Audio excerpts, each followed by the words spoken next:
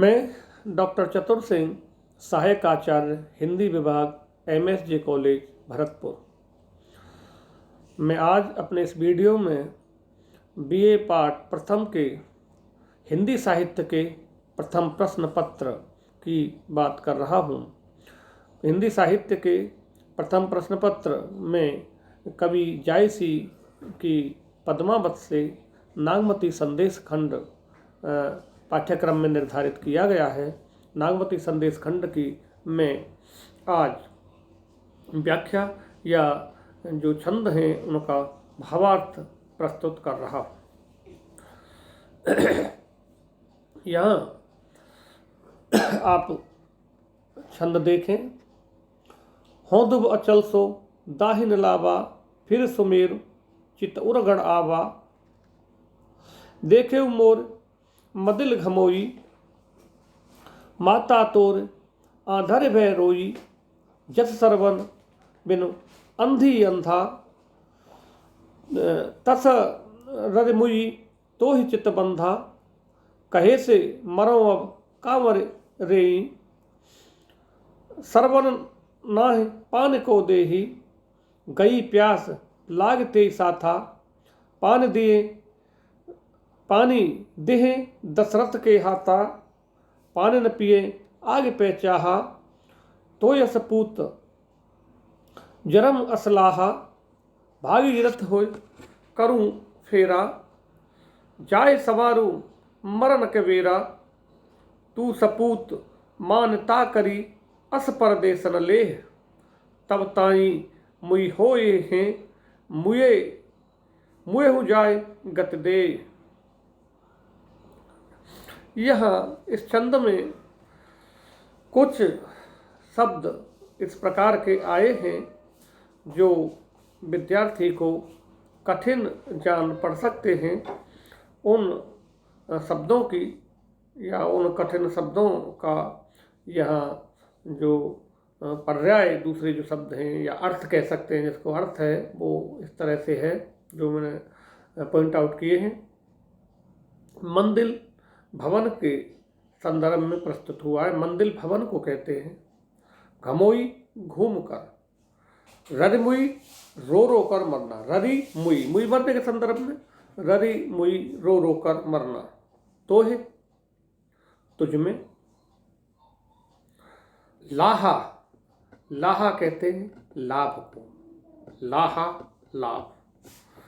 भागीरथी, भागीरथी सामान्य अर्थ गंगा। भागीरथी के प्रयास से आई इसलिए गंगा को दूसरा नाम या पर्याय गंगा का भागीरथी भी है। तो यहाँ अब जो वार्तालाप है वो राजा रतन सेन जो सिंगलदीप में है, और विहंगम यानी पक्षी जो नागमती का संदेश लेकर चित्तौड़ से यहाँ पर सिंगलदीप पहुँच चुका है। तो वो संवाद दोनों का जो चल रहा है उसी में ये छंद आया है। इसमें ये 7 चौपाई है, एक दोहा है, जिनका मैं सरलता की दृष्टि से विद्यार्थियों को ध्यान में रखकर और पंक्ति वाइज इनका मैं भावार्थ प्रस्तुत करने का प्रयास करूँगा। आप देखें और सुने। होदुब अचल सो दाहिन लावा, फिर सुमेर चित उरगण आवा। वह पक्षी रतन सेन से आगे कहने लगा कि मैं अचल ध्रुव को दाहिनी ओर रखते हुए सुमेरु का चक्कर लगाकर तत्पश्चात चित्तौड़गढ़ पहुंचा था। देखऊं गोरे तोरे मंदिल घमोई, माता तोर आधर भय रोई। अब मैंने तुम्हारे भवन में वहाँ तुम्हारे चित्तौड़गढ़ पहुँच गया। चित्तौड़गढ़ नगर पहुँचने के बाद मैं तुम्हारे उस राजभवन तक पहुँचा, और उस राजभवन में मैंने तुम्हारे भवन में घूम कर देखा था, अथवा मैंने तुम्हारे भवन में सत्यानाशी जमी देखी थी जो नाश की सूचक है। वहाँ पर मैंने देखा था कि तुम्हारे बिछुआ में रुदन करती हुई तुम्हारी माता अंधी हो चुकी है। दिया है ना।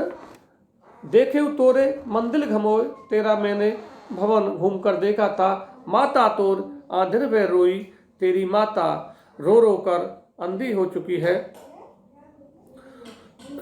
जस सरवन बिन अंधी अंधा, जस सरवन बिन अंधी अंधा, तस रर मुई तो ही चित बंधा। जैसी दशा श्रवण कुमार के अभाव में उनके अंधे माता पिता की हो गई थी, उसी प्रकार तुम्हारी ओर अपने हृदय का ध्यान लगाती हुई तुम्हारी माता रो रो कर मर रही थी। मैंने तुम्हारी माता की स्थिति देखी। श्रवण कुमार की याद में जिस तरह उनके अंधे माता पिता रो रो कर मर रहे थे, ठीक उसी ओर अपना ध्यान वह ठीक उसी तरह तुम्हारी ओर लगाकर, तुम्हारी माता तुम्हारी ओर ध्यान लगाकर और रो रो कर मर रही थी।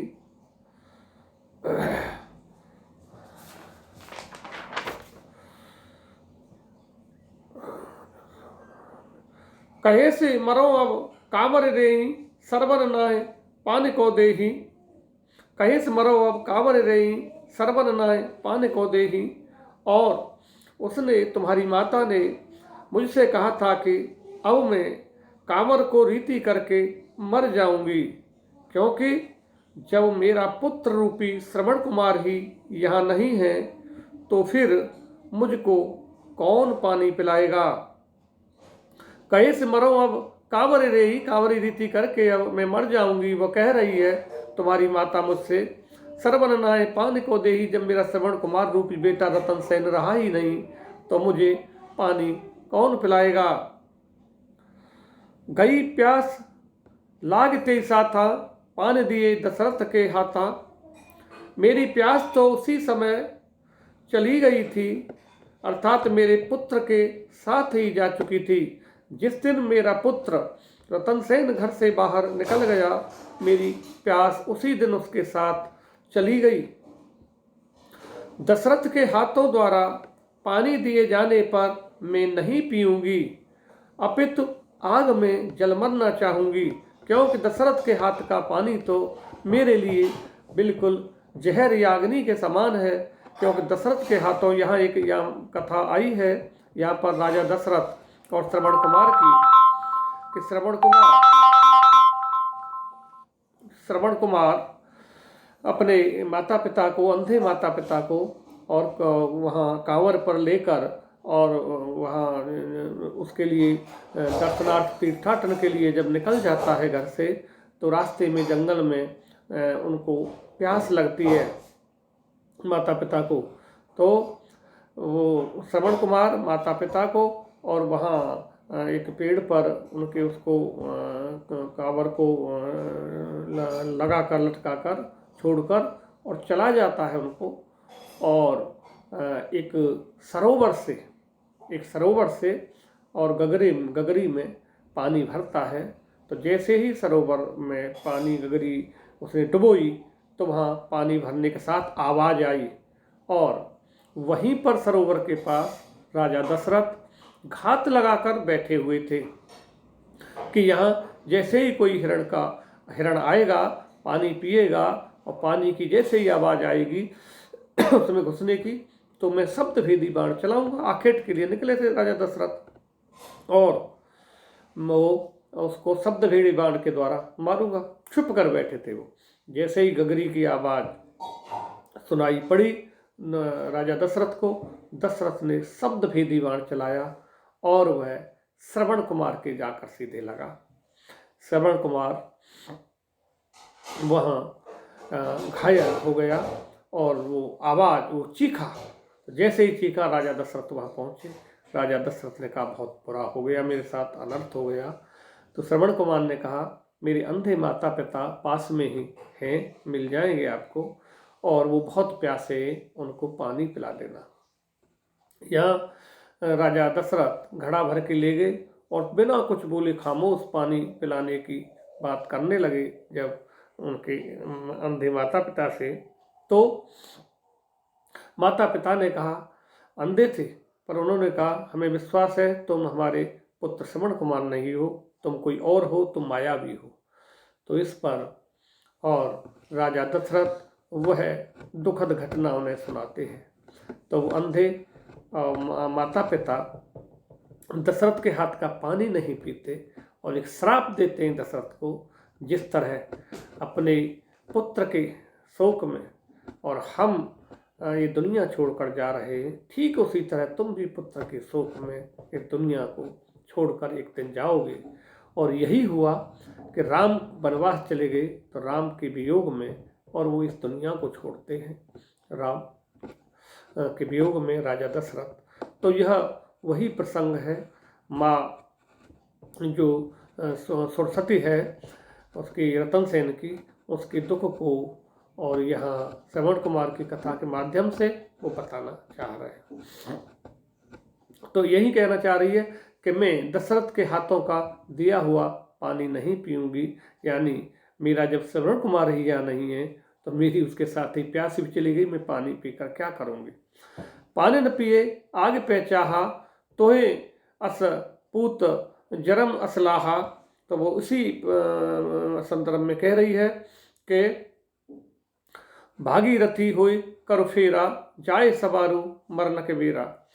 तो आगे मैं जल मरना चाहती हूँ। मेरा यह दुर्भाग्य ही है कि रतन सेन जैसे पुत्र को जन्म देने का मुझे ऐसा लाभ मिल रहा है, अर्थात उसके बिछुओं में मुझको अपने प्राण त्यागने पड़ रहे हैं। हे राजन, आप गंगा बनकर वहां जा पहुंचिए और अपनी माता को उसकी मरण बेला में जा संभालिए।